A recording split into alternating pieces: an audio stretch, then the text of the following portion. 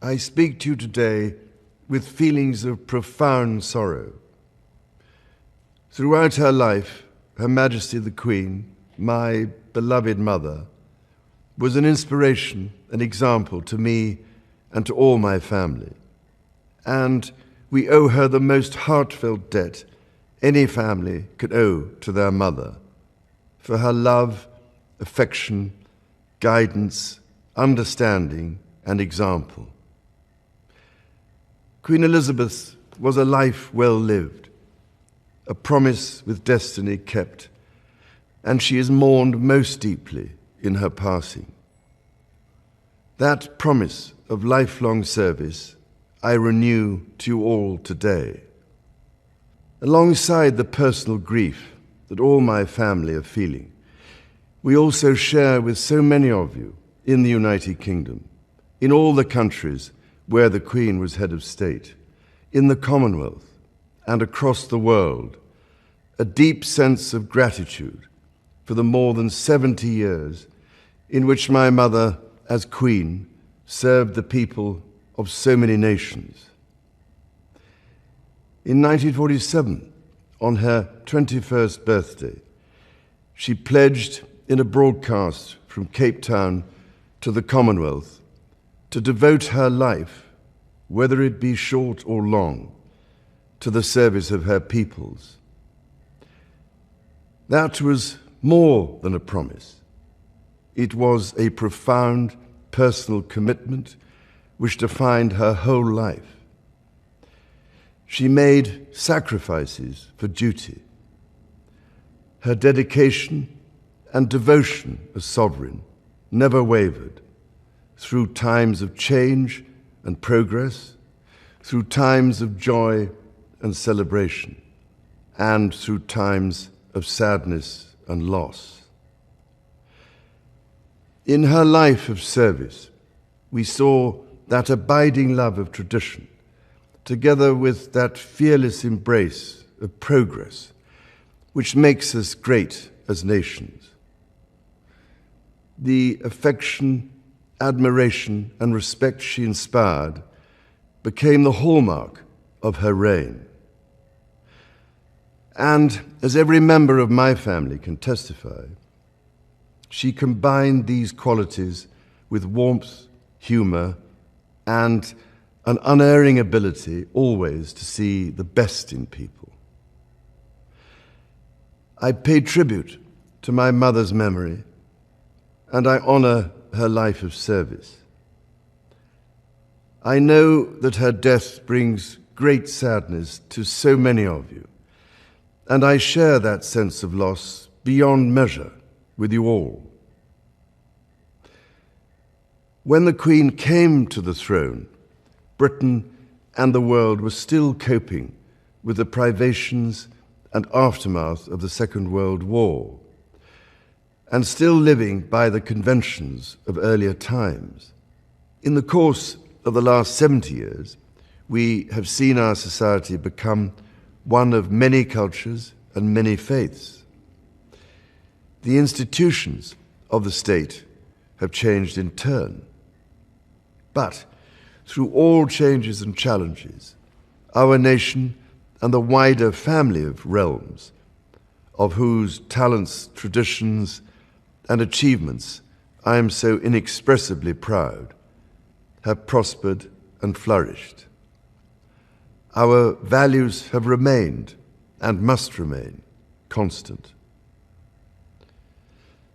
The role and the duties of monarchy also remain, as does the sovereign's particular relationship and responsibility towards the Church of England, the church in which my own faith is so deeply rooted.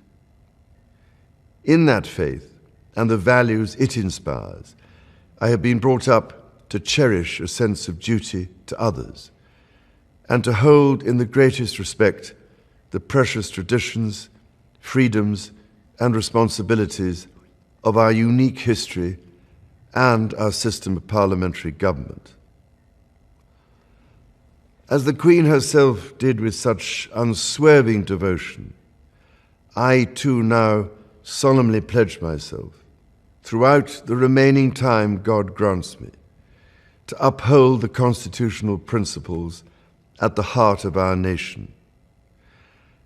And wherever you may live in the United Kingdom, or in the realms and territories across the world, and whatever may be your background or beliefs, I shall endeavor to serve you with loyalty, respect, and love, as I have throughout my life.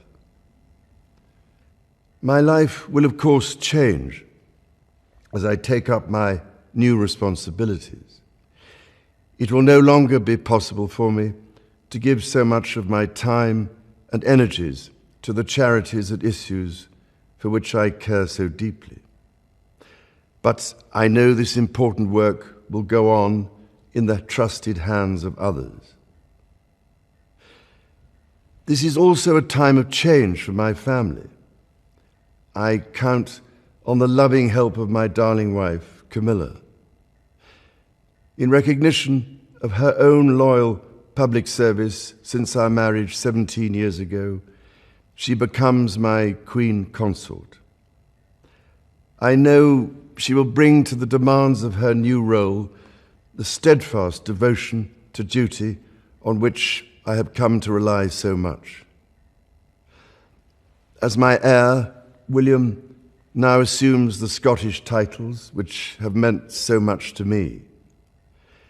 He succeeds me as Duke of Cornwall and takes on the responsibilities for the Duchy of Cornwall, which I have undertaken for more than 5 decades.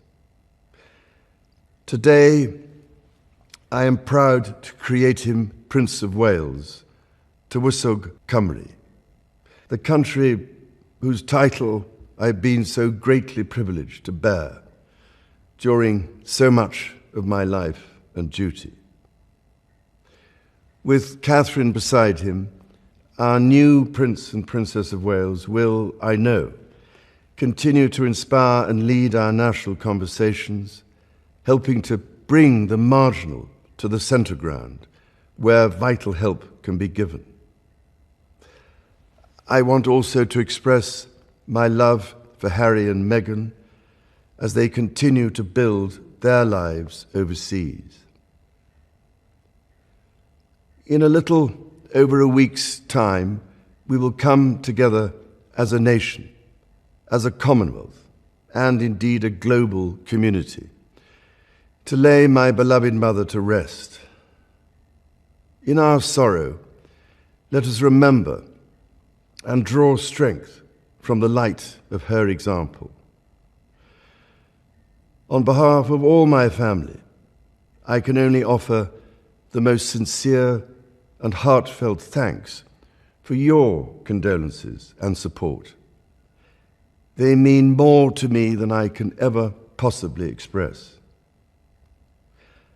And to my darling Mama, as you begin your last great journey to join my dear late Papa, I want simply to say this: thank you. Thank you for your love and devotion to our family and to the family of nations you have served so diligently all these years. May flights of angels sing thee to thy rest.